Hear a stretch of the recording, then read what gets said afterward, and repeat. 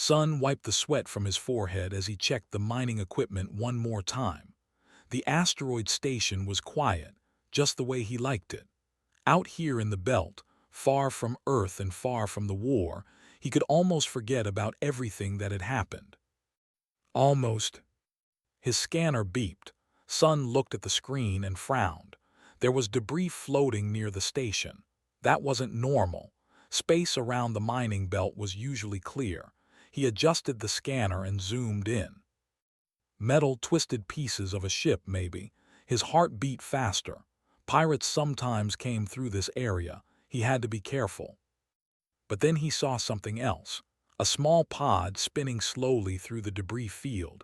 It had markings on the side. Sun's breath caught in his throat. He knew those symbols. Everyone knew those symbols. The alien empire that had been at war with humanity for 3 years. The same empire that had destroyed the colony where his parents lived. The same empire that had killed thousands of humans across the outer territories. Sun's hand moved to close the scanner. He should ignore this. Whatever was in that pod was not his problem. There were enemies. They had shown no mercy to humans. Why should he care about their debris? But something stopped him. His training as an engineer made him look closer. The pod was damaged badly. Burn marks covered one side. The life support lights were blinking red.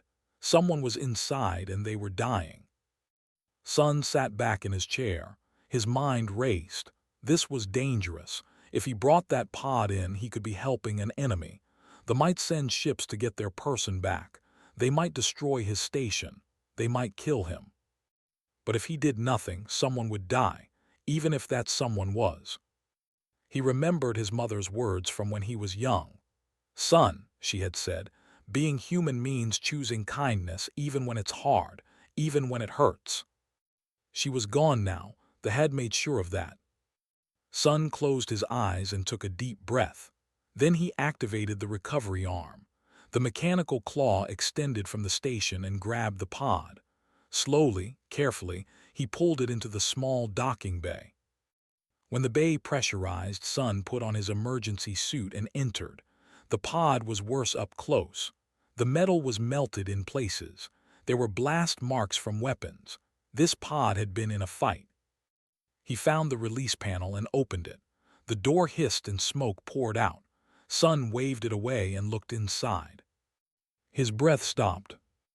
It was but not like the warriors he had seen in the war videos. This one was young, maybe a teenager by human standards. She had pale blue skin and silver hair that fell across her face. Her breathing was shallow. Blood, purple blood, stained her clothing. She was dying. Sun didn't think. He reached in and carefully lifted her out of the pod. She was lighter than he expected. He carried her to the medical bay, which was really just a small room with basic supplies meant for human injuries.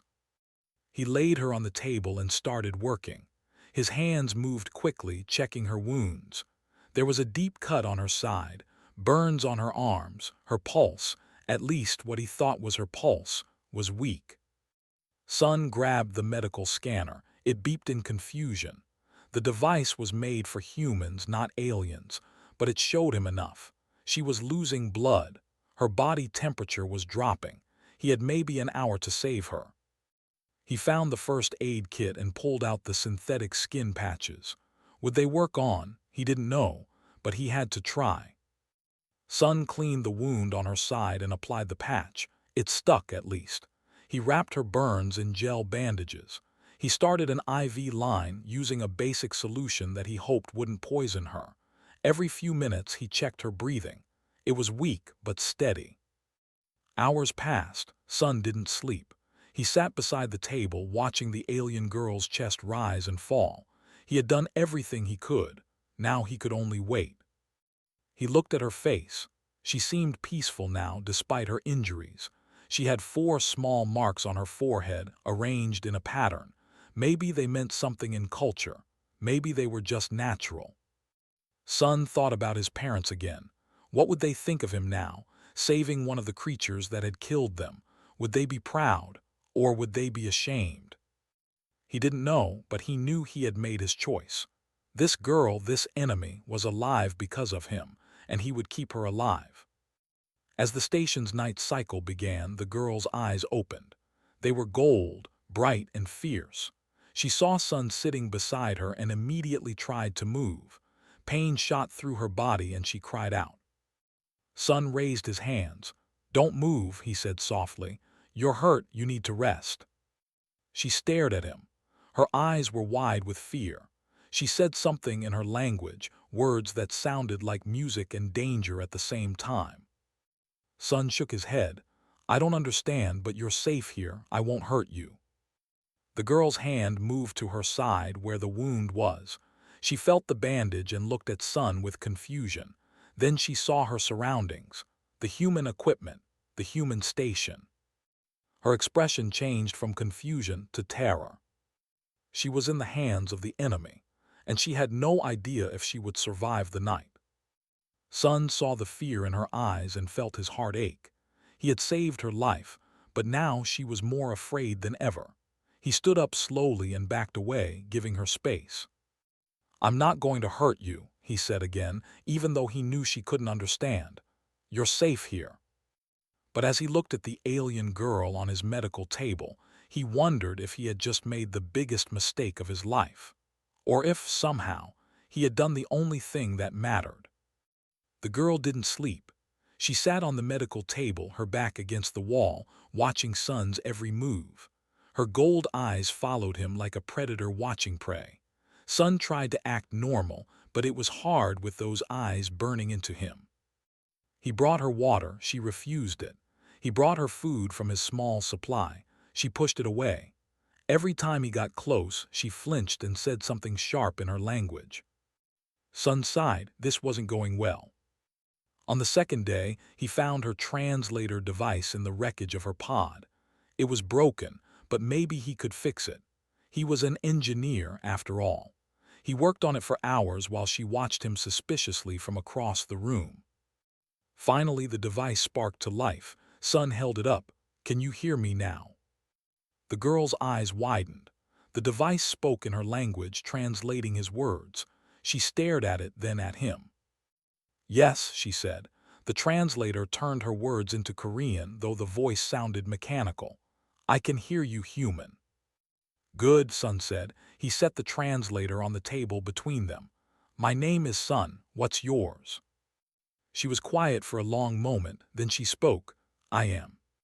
"It's nice to meet you." "Why did you save me?" Her voice was harsh, accusing. "Why didn't you kill me or sell me? Your kind loves to take prisoners for ransom." Sun felt a flash of anger but pushed it down. "Because you were dying, I couldn't just let you die." "We are enemies," said. "Your people and mine are at war. I have seen what humans do to my kind. Torture, experiments. Why should you be different?" "I'm not a soldier," Sun said quietly. "I'm just a man who lives on this station. I mine rocks and fix machines, that's all." "You lie," hands clenched into fists. "This is a trick. You will use me to hurt my people." Sun stood up and walked to his personal quarters. Tensed, ready to fight if he came back with a weapon. But when he returned, he held only a small photograph. He placed it on the table and slid it toward her. "This was my family," he said. His voice was steady, but his eyes were sad. "My mother, my father, and my little sister. They lived on a colony called Station. 3 years ago, a warship destroyed it. Everyone died." Looked at the photograph. She saw 3 smiling faces, a woman with kind eyes, a man with strong hands, a little girl with a bright smile. "I lost everything because of your people," Sun continued. "I have every reason to hate you, every reason to let you die in that pod, but I didn't." His expression changed. The hostility faded slightly, replaced by confusion. "Why?" "Because hate doesn't bring them back," Sun said. "Because you're just a girl, not a soldier. Because my mother taught me that being human means being kind, even when it hurts." He paused. "Even when the person you're helping belongs to the people who took everything from you." Silence filled the room. Stared at the photograph for a long time. When she finally spoke, her voice was softer. "I am sorry for your loss." Sun nodded, "Thank you." "But you should know," said, "I am not just a girl. I am princess, daughter of queen. I was traveling with diplomatic guards when we were attacked." Sun felt his heart sink. A princess. He had saved a princess. This was so much worse than he thought. "Pirates," continued. "They came from nowhere. They destroyed our ship and killed my guards. They wanted to capture me to sell me. I escaped in the pod, but they damaged it. I thought I would die in the cold of space." She looked at Sun directly. "Instead, an enemy saved me. An enemy who lost everything to my kind. This doesn't make sense." "Maybe it doesn't have to make sense," Sun said. "Maybe it just has to be the right thing." Over the next few days, things slowly changed. Began to eat the food Sun prepared. She drank the water he brought. She let him check her wounds and change her bandages. The cuts were healing well, better than Sun had hoped. They talked, told him about her home world, about the crystal cities and the singing gardens. She told him about her mother, the queen, who was strong and fierce and protective. She told him about learning to fly ships when she was young, about her love of exploring space. Sun told her about Earth, about the oceans and mountains. He told her about his work as an engineer, about fixing broken things and making them work again. He showed her how the mining station operated. One evening, as they sat in the observation room watching the asteroids drift by, spoke quietly. "I was taught that humans are savages," she said, "that you destroy everything you touch, that you have no honor, no compassion. I believed it because I was told it was true." "And now?" Sun asked. "Now I don't know what to believe." She looked at him. "You are not what I expected, Sun." He smiled slightly. "You're not what I expected either." His expression grew serious. "I need to contact my people. My mother will be looking for me. She will destroy everything in her path to find me." Sun had been thinking about this. "Your pod has a distress beacon. It's damaged, but I think I can fix it." "You would help me call my people," sounded surprised, "even though they might kill you when they arrive." "You need to go home," Sun said simply. "Your mother needs to know you're alive. I'll take that risk." For the next 2 days, Sun worked on the beacon. His hands moved carefully, connecting wires and replacing burned circuits. Sat beside him, watching him work. "You have skilled hands," she observed. "Years of practice," Sun said. He connected the last wire and activated the beacon. It hummed to life, sending out a signal across space. "There, it's done." Looked at the blinking light. "They will come now. A warship will receive this signal." "I know. They will want to kill you." "I know that too." His hand touched his arm. It was the first time she had voluntarily touched him. "Why do you do this? You could run. You could disable the beacon and hide." Sun met her eyes. "Because you deserve to go home. Because your mother deserves to know her daughter is alive. Whatever happens to me after that, at least I'll know I did the right thing." His eyes glistened with something that looked like tears. "You are strange, human, but you are good." "Just Sun," he corrected gently. "Not human, just me." She smiled for the first time since waking on his station. "Just Sun, then." 3 hours later, the scanners detected a ship, then another, then 10 more. An entire fleet appeared at the edge of the sensor range, moving fast toward the station. They had arrived. And at the front of that fleet was the largest warship Sun had ever seen, the flagship of Queen herself. Sun looked at, "I guess we're about to meet your mother." His face was pale. "I'm afraid for you, Sun." "Don't be," he said, even though his own heart was racing. "We'll face this together." The fleet filled Sun's screens. Massive warships, each one capable of destroying a planet, surrounded his tiny mining station. The largest ship sat at the center like a predator among its pack. Its weapons were powered up, ready to fire. Sun's communication panel lit up. A voice came through, speaking in. The translator device struggled to keep up with the harsh, commanding tone. Human station. This is commander of the Imperial fleet. You are holding Princess. Release her immediately or be destroyed. You have 1 minute to comply. Sun looked at. She was staring at the screens, her face a mix of relief and fear. I need to answer them, Sun said. Be careful what you say, warned. Is my mother's head commander. He doesn't trust humans. He will want to kill you. Sun activated the communication channel.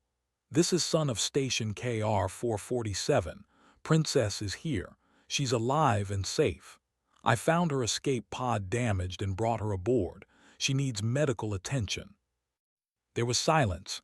Then's voice returned, colder than before. You lie. No human would save her. What have you done to her? What do you want for her return? I don't want anything, Sun said. I just want to return her safely. Lies. His voice was sharp with rage. You seek to use her for your own purposes. Surrender her now. Come out of the station with your hands visible. If you have harmed her in any way, your death will be slow. Grab the communication device from Sun. Commander, this is Princess. I am unharmed. The human speaks the truth. He saved my life. Another pause. Then a different voice came through. This one was deeper, filled with authority and barely controlled emotion. Mother's voice broke. I'm here, I'm alive. My daughter, Queen's voice was thick with feeling. We have searched for you for 6 days. I thought I had lost you. Are you truly unharmed? I am well, Mother. The human, his name is Sun, he found my pod and brought me aboard. He healed my wounds. He saved me. The communication was silent for a long moment. When the Queen spoke again, her voice was hard as stone. This human will bring you to our ship. If he has done anything to harm you, to manipulate you, he will face judgment. Open your docking bay and prepare to receive our boarding party. Looked at Sun with worried eyes. She won't listen to reason until she sees me herself. She needs to know I'm truly safe. I understand, Sun said. She's your mother, she's afraid for you. She will want to hurt you, said quietly. We'll tell her to kill you. My people don't trust humans. They will think this is a trick. Sun thought for a moment, then he made a decision. I won't just send you out in the pod. I'll bring you to the ship myself, face to face. Your mother deserves to see that I mean no harm. That's insane, grabbed his arm. You'll be walking into a ship full of warriors who hate your kind. They could kill you the moment you step aboard. Maybe, Sun said, but it's the right thing to do. I need to make sure you get home safely. That means taking you all the way. Sun, no, please, just put me in the pod, send me over. You can stay here where it's safe. He shook his head. I won't send you out alone. What if something goes wrong? What if the pod fails? No, I'm coming with you. His eyes filled with tears. You're a fool, human, a kind, stubborn fool. Just Sun, remember, he managed a small smile. Sun prepared his small shuttle. It was barely space-worthy, used mainly for moving between asteroids, but it would get them to the flagship. He helped aboard, making sure she was comfortable. As they launched from the station, spoke quietly. If things go wrong, if they try to hurt you, run. Promise me you'll run. I promise, Sun lied. He had no intention of running. He had made his choice when he saved her. He would see it through to the end. The shuttle approached the massive flagship. It was like a moon next to his tiny craft. The docking bay opened, a massive mouth ready to swallow them whole. Sun guided the shuttle inside. As soon as they landed, he saw them. Dozens of warriors, all armed, all pointing their weapons at his shuttle. The weapons glowed with deadly energy. This is it, Sun said. Ready. No, said, but let's go anyway. The shuttle door opened. Immediately, harsh lights blinded them. Sun raised his hands, showing he had no weapons, stepped out beside him. Hold your fire, commanded. I am Princess, lower your weapons. The warriors hesitated. Then slowly, they lowered their weapons slightly, but their eyes stayed fixed on Sun with pure hatred. Commander stepped forward. He was tall even for with scars across his face and arms. His eyes were cold blue ice. "Princess," he said with a bow, "we are blessed to see you alive. Step away from the human." "He is not a threat," said. "He saved my life." "He is human," said, as if that explained everything. "Humans cannot be trusted. He has clearly done something to your mind, poisoned you, manipulated you." "Don't be foolish. I know my own mind." "Step away from him, princess. Let us handle this creature." Before could respond, the warriors parted. A figure walked through them, and Sun knew immediately who it was. Queen was magnificent and terrible. She stood nearly 7 feet tall, her silver hair flowing behind her like a river. Her skin was the pale blue of deep ice. She wore armor that seemed made of starlight itself. But it was her eyes that caught Sun, gold-like but filled with the weight of ruling an empire. Those eyes locked onto Sun. In them he saw rage, fear, suspicion, and something else, desperate hope. The Queen's voice was controlled, but Sun could hear the emotion beneath it. "Mother," ran forward. The Queen caught her daughter in her arms, holding her tightly. For a moment the fierce ruler disappeared, and she was just a mother holding her child.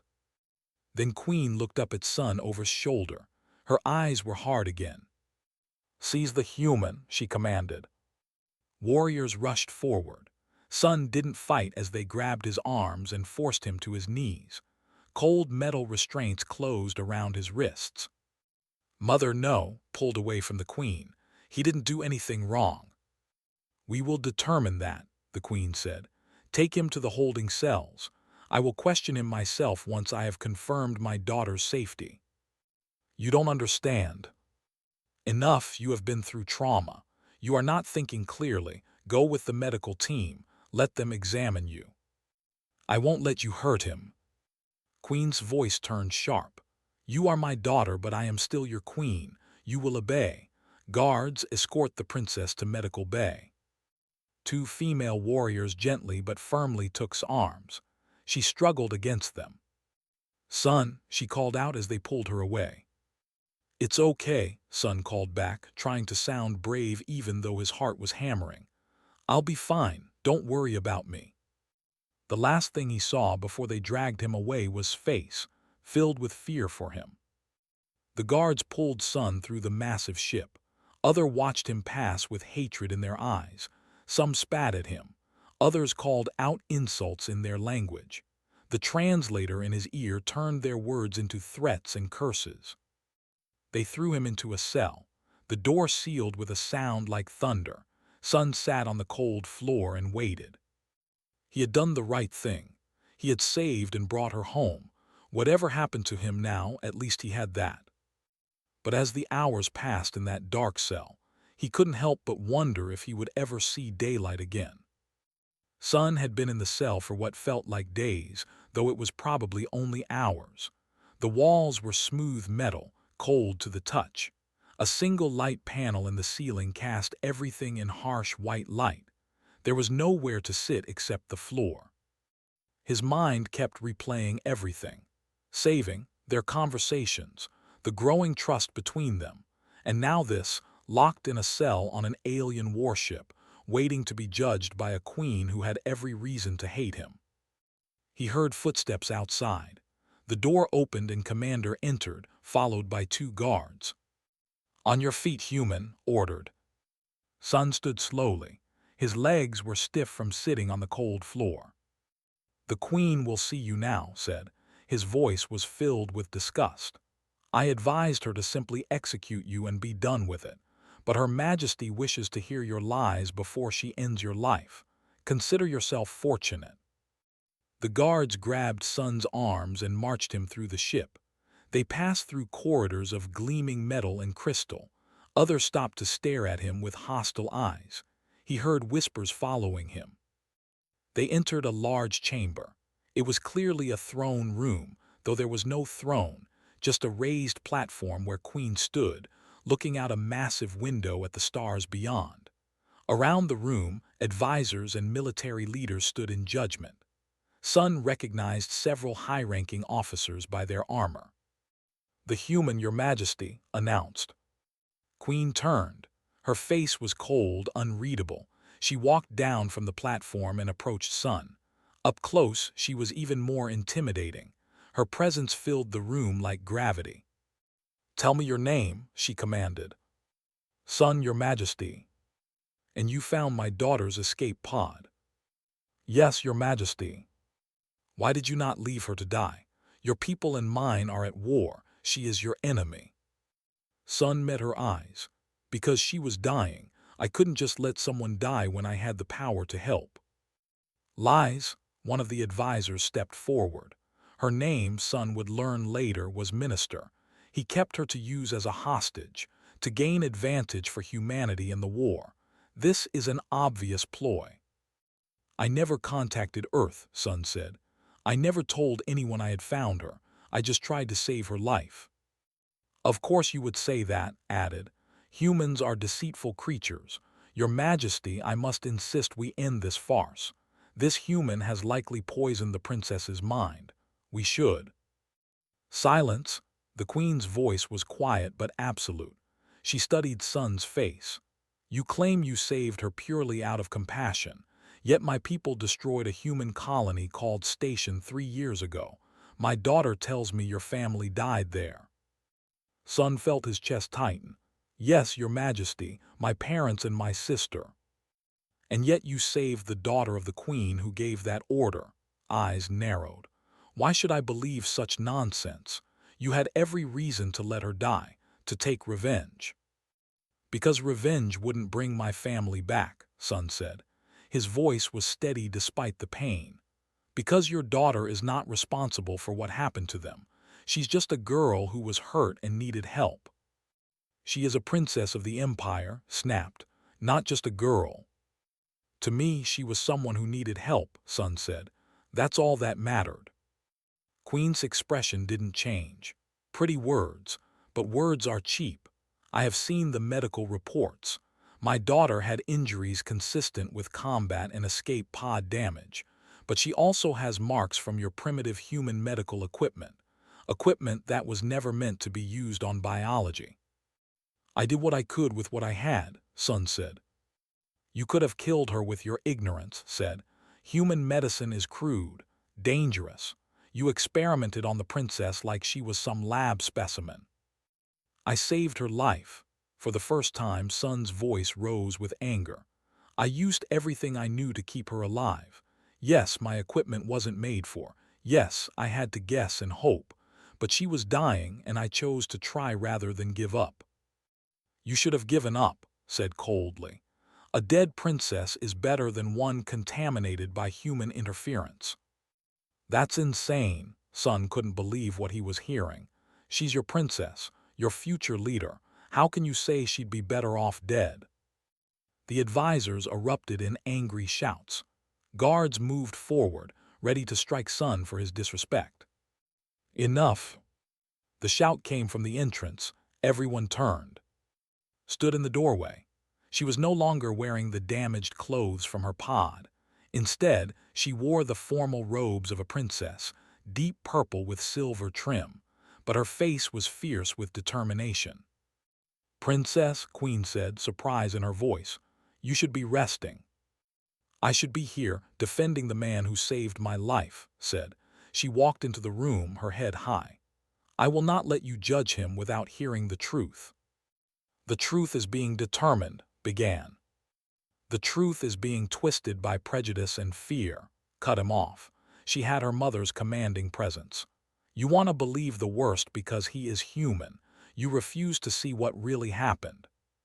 "You are young," said in a patronizing tone. "You don't understand the complexity." "I understand perfectly." His voice was ice. "I was there, you were not, so let me tell you what happened." She walked to the center of the room and turned to face everyone. "My diplomatic ship was ambushed by pirates. They destroyed our vessels and killed my guards. They wanted to capture me to sell me to the highest bidder. I escaped in a pod, but they damaged it before I could jump to hyperspace." His voice grew emotional as she continued. "I was dying. My wounds were severe. My pod's life support was failing. I drifted in space, certain I would die alone in the dark. I recorded a message to my mother saying goodbye. Queen's face showed pain at these words. Then this human found me, said, looking at Sun. He pulled my pod into his station. He could have left me, he could have let me die. He had every reason to. His family was killed by our people. His parents, his little sister, all dead because of us. The room was silent now. But he didn't leave me, continued, her voice strong. He brought me aboard. He put me on his medical table, and he worked for hours to save my life. He used equipment meant for humans on a. He risked killing me accidentally because he didn't know our biology, but he tried.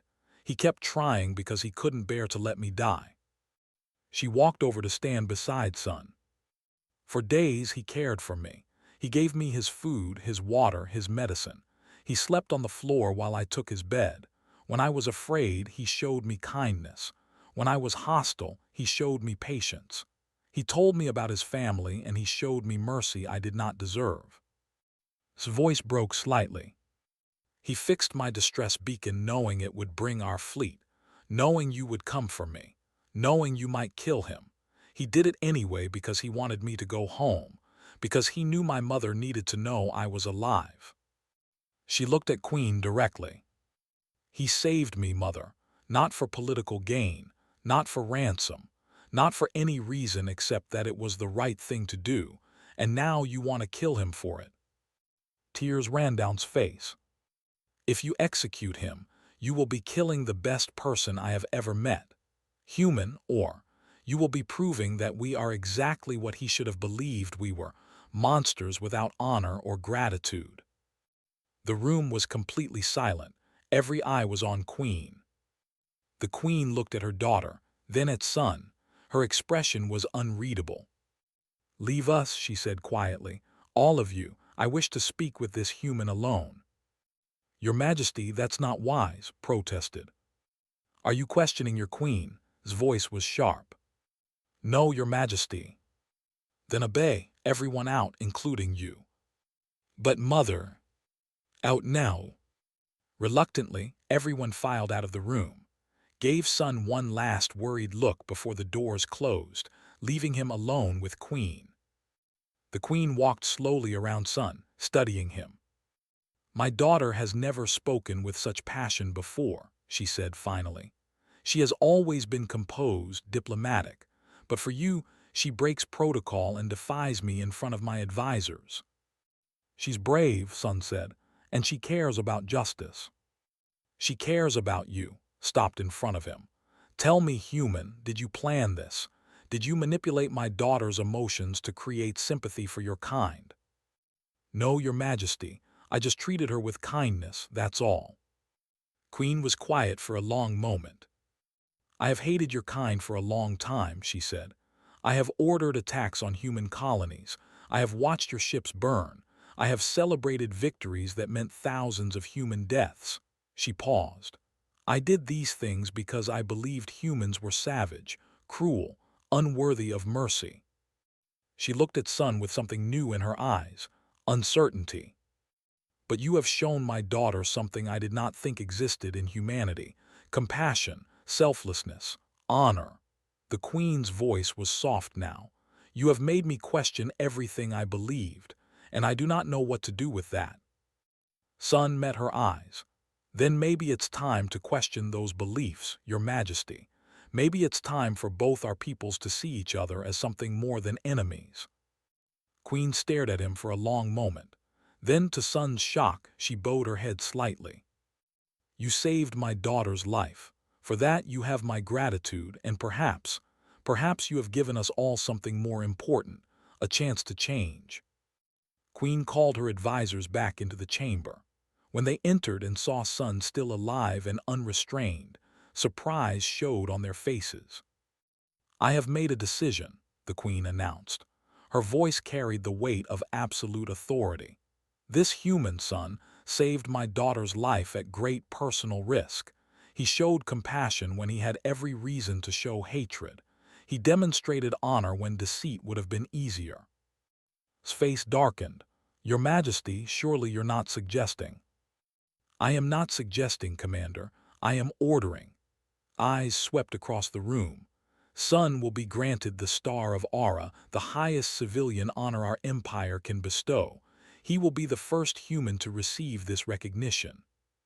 The advisors erupted in protest, stepped forward, her voice sharp with disbelief. Your Majesty, this is madness. The Star of Aura has been given only to the greatest heroes of our people. To give it to a human, to one of our enemies, it spits on centuries of tradition. Tradition built on what?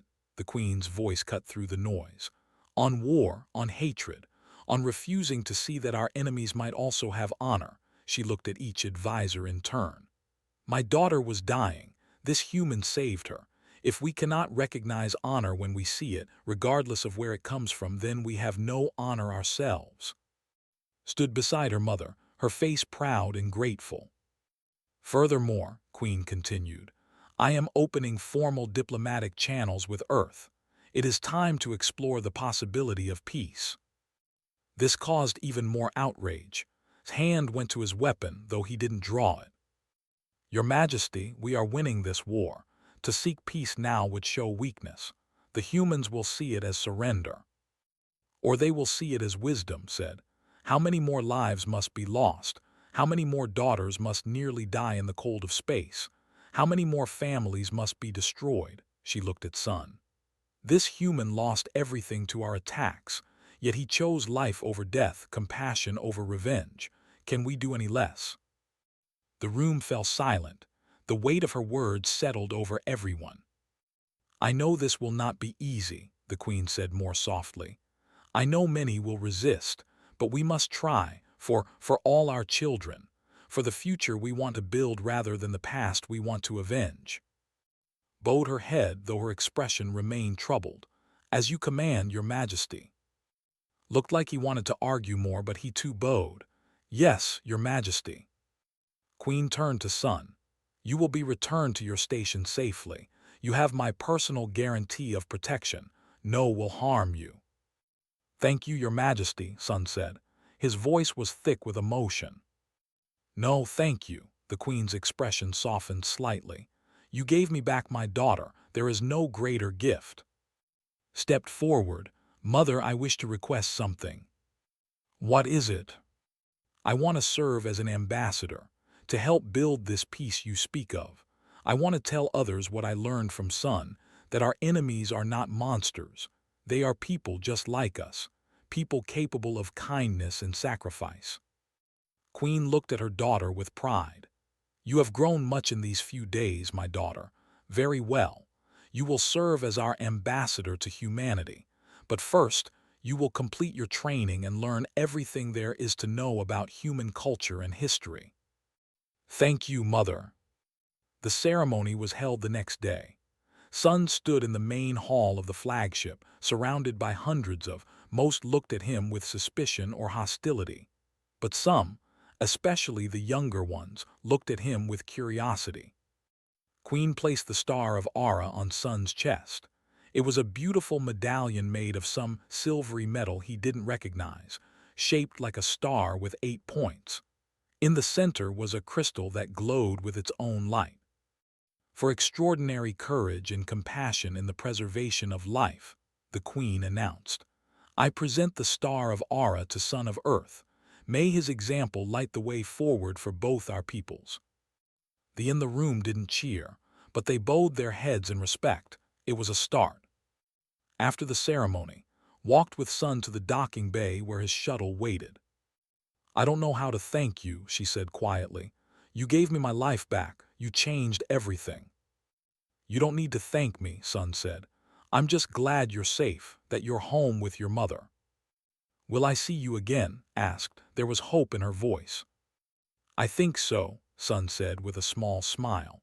If you're going to be an ambassador, you'll probably need someone who understands both sides, someone who can help build bridges.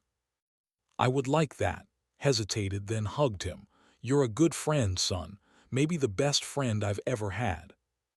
He hugged her back, you too. When they separated, tears shined in her eyes. Safe journey, my friend. Safe journey, princess. Sun boarded his shuttle and launched from the flagship. As he flew back toward his station, he looked back at the fleet. They didn't follow him. They simply watched him go. Months passed. Sun returned to his work on the mining station, but things were different now. His communication panel received messages regularly. Some were from telling him about her ambassador training. Others were from human officials, asking him to participate in the peace talks. The war didn't end immediately. There were still battles, still deaths, but there were also negotiations, meetings, slow, careful steps toward understanding. Sun participated when asked, though he didn't consider himself a diplomat. He just told his story, how he found, how he chose to save her, how a simple act of kindness had opened a door that armies couldn't. Not everyone was happy about the peace efforts. On both sides, there were those who wanted the war to continue, who believed the other side couldn't be trusted, who thought compassion was weakness. But there were also people who were tired of fighting, who wanted their children to grow up without fear, who believed that maybe, just maybe, there was a better way. 6 months after his rescue, Sun received a special message. It was an invitation to Earth for the signing of the first human peace treaty. It wasn't a full peace, that would take years, but it was a ceasefire, an agreement to talk rather than fight, a promise to try. Sun attended the ceremony. He stood in a massive hall filled with human and representatives. At the center, Queen and the human president signed the treaty together. Cameras captured the moment for history. Was there too, serving as one of the ambassadors. She looked older somehow, more confident. When she saw Sun, she smiled and waved. After the ceremony, they found a quiet corner to talk. "We did it," said. "Can you believe it? Peace, actual peace." "It's just the beginning," Sun reminded her. "There's still a long way to go." "I know, but it's a beginning, and beginnings matter." She looked at him seriously. "None of this would have happened without you, you know. You showed us what was possible." "I just saved one person," Sun said. "That's all." "No," shook her head. "You saved so much more than that. You saved the possibility of peace. You saved futures that haven't even been born yet. Children who will grow up in a universe where humans aren't enemies." Sun felt emotion tighten his chest. "I hope you're right." "I know I am." Smile was bright and certain. "You taught me something important, Sun. You taught me that one person can make a difference. That choosing compassion over hate, even when it's hard, even when it hurts, that choice matters. It ripples out, touches others, changes things." She handed him a small data chip. "I wrote something for you, a personal message. Read it when you're alone." That night back in his quarters on the station, Sun played the message. His face appeared on the screen, looking directly at him. "Dear Sun," she began, "I wanted to tell you something I couldn't say in person. You saved my life that day you found my pod, but you saved more than just me. You saved my mother from losing her daughter. You saved me from becoming just another casualty of war. And maybe, just maybe, you saved both our peoples from destroying each other." Her expression grew soft. "I was taught to hate humans. I was told you were all cruel and savage. But you showed me the truth. You showed me that the universe is bigger than our prejudices, that honor and kindness exist in unexpected places, that an enemy can become a friend if we're brave enough to try." Paused, emotion clear in her voice. "The peace we signed today is fragile. It could break. There are those on both sides who will try to break it. But every time someone chooses compassion over hatred, every time someone reaches out instead of striking out, that peace grows stronger." She smiled through tears. "You gave me hope, Sun. Hope that the future can be better than the past. Hope that the choices we make matter. Hope that one person, doing the right thing for the right reasons, can change the course of history." Leaned closer to the camera. "Thank you, my friend. Thank you for seeing me as a person instead of an enemy. Thank you for choosing life when death would have been easier. Thank you for being exactly who you are, A good man in a dark universe who chose to light a candle instead of curse the darkness. The message ended with her voice soft but strong. You saved me, son, in every way that matters, and through me you saved so much more. Never forget that, never doubt it. The universe is better because you were in it, because you made the choice to care. Sun sat in the quiet of his station, tears streaming down his face. He thought about his parents, about what they would say if they could see him now. He thought about the war, about all the pain and loss on both sides. He thought about one simple choice, to save a dying girl instead of leaving her to the cold of space. Outside his window, the stars shined bright against the endless dark. Somewhere out there, and humans were learning to work together. Somewhere, children were growing up who might never know the hatred their parents had felt. Somewhere, the future was being built, one small choice at a time. Sun touched the star of Aura on his chest. It was just a piece of metal and crystal, but it represented something more. It represented the possibility that enemies could become friends, that war could become peace, that one person, choosing kindness in a moment of darkness, could light the way for millions. He looked out at the stars and smiled. Tomorrow he would return to his work, to fixing machines and mining rocks, to his simple, quiet life on the edge of space. But nothing would ever be simple again, because he had proven something important. He had proven that humanity's greatest strength wasn't their weapons or their technology. It was their humanity itself. And that, more than any treaty or alliance, was what would save them all.